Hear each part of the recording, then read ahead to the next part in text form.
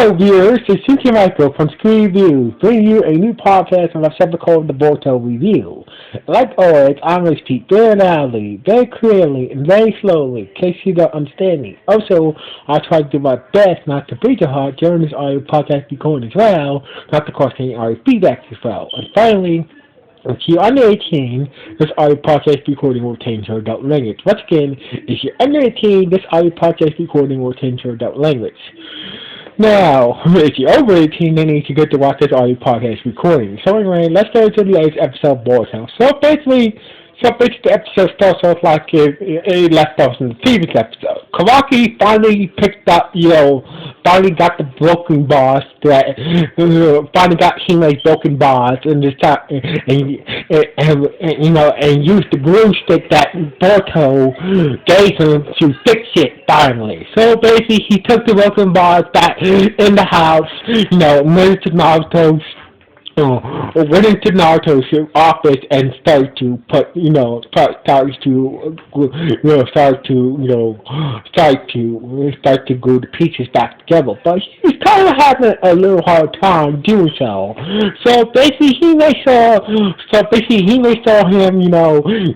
fixing her, so Kawaki, fixing her broken rod and decided to help him. So basically, Kawaki felt like, he wanted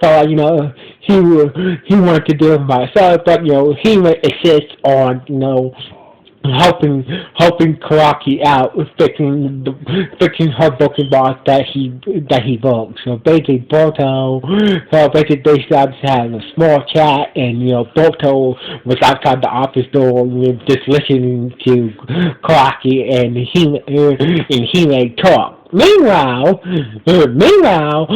outside we see Kojin, Spy Toad, we see Kojin, see for the odds of his Spy Toad, thinking about ways to coming up with thinking of a strategy to how to get Kawaki out of the business route.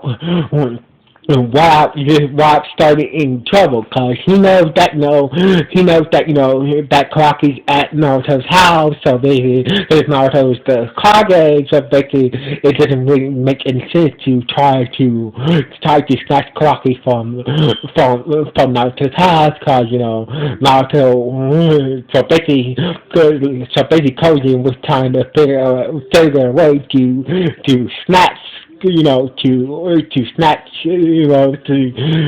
snatch Kawaki while getting into any conflict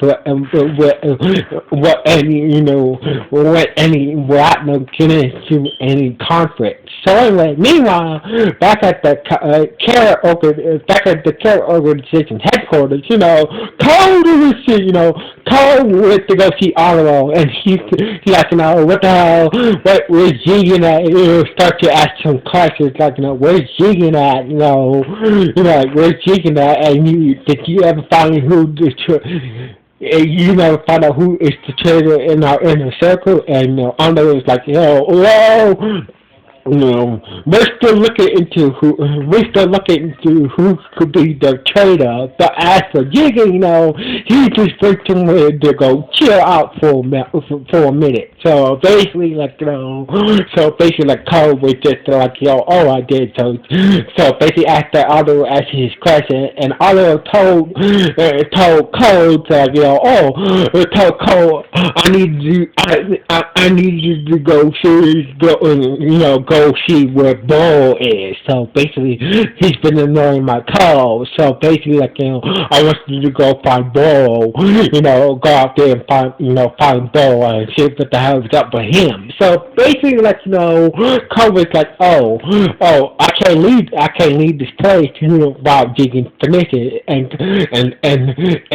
Otto was like, don't worry, you got my permission to leave. So basically, when Jigen's away, It says Keegan's not here right now. I'm in charge. So basically, like all the ordered him all the code to go find Boro, and so basically Cole was like, "All right, then, so since you're in charge, I'll go find Boro, and maybe." And once I do find Boro, maybe I can check on, maybe I can check on what's taking Delta and Kojin, so on to bring back Kawaki, and Cole went to go find Boro, and went to go find Boro. Meanwhile, back at Naruto's house, Boruto, who finally went into the office, and started to talk to Karaki about the mark and whatnot. So basically, Boruto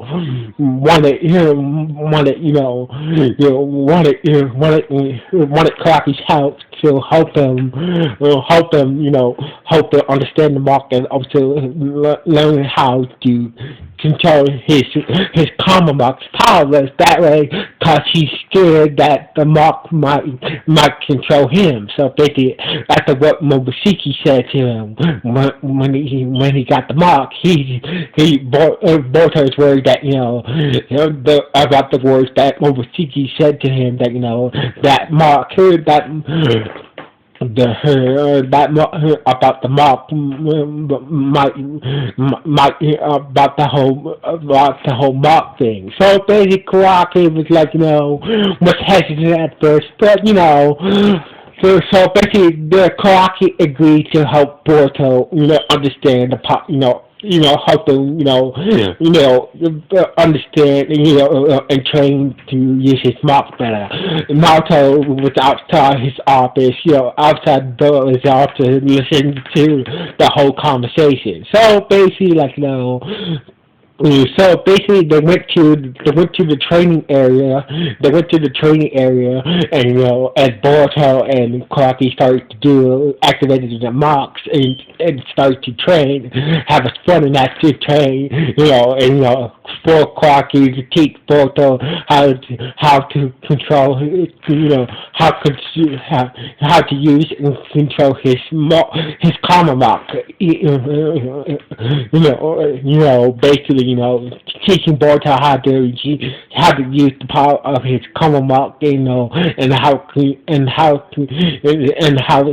control the Commonwealth as well. So basically, things were going really good until Kawaki said, "All right, it's time for you to use your Commonwealth to resolve my energy attack, my chakra attack." So basically, Boruto thought that Kawaki was going too fast, but no, Kawaki is like, you did it before, so you did it before, so this should be easy to you. So basically, Kawaki used his right hand to shoot a powerful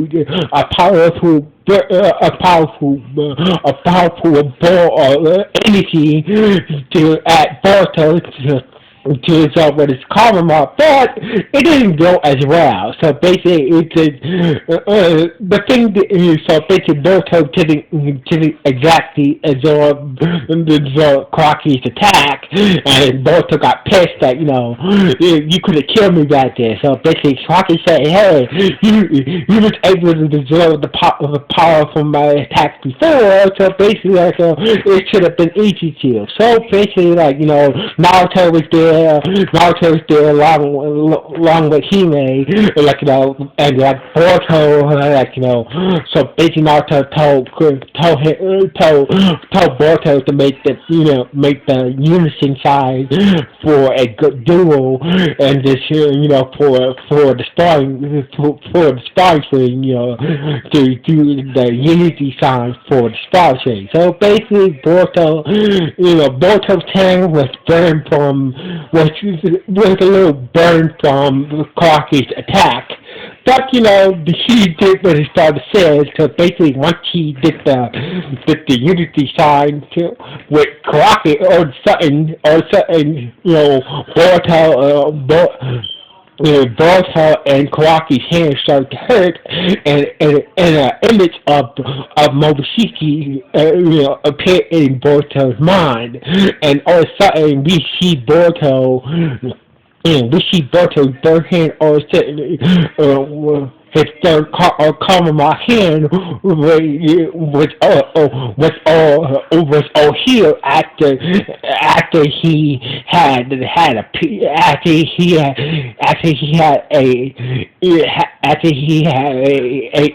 after the image of Momoshiki appeared in his mind. So basically, Naruto was like, "What's wrong?" Naruto was like, "What's wrong with you, dude?" So basically, Kawaki said that I felt. Me and Boruto felt a strange pain in our mouth hands. So basically, yeah. Did you see Momoshiki and Kawaki? Like who? Turns out that Kawaki when Kawaki felt the pain in his small hand, he did not see an image of Momoshiki. Only Boruto did. So anyway, meanwhile,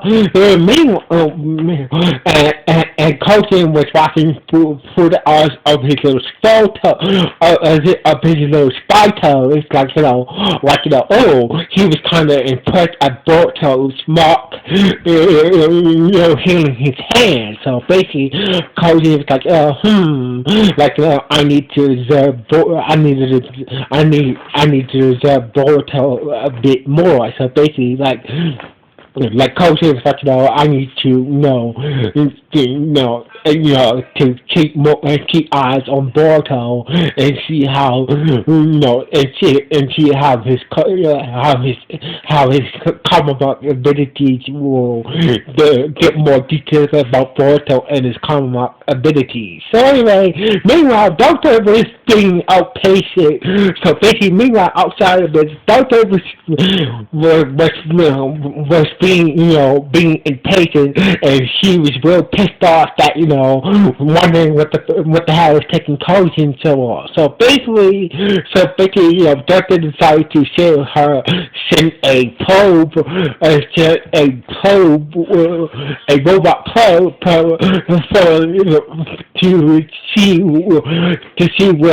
to locate Kawaki. So basically, this robot probe from Doctor's back. This robot probe came out of the doctor's back and fell into the village and looking for Kawaki. So basically, the robot probe found where Kawaki's at, and Doctor was able to see through the eyes of her robot probe, like Koji is able to see through the eyes of his spy toe. So anyway, so basically once Dr. Poe located, once Dr. Poe located where Kawaki's at, he decided to fuck this. I'm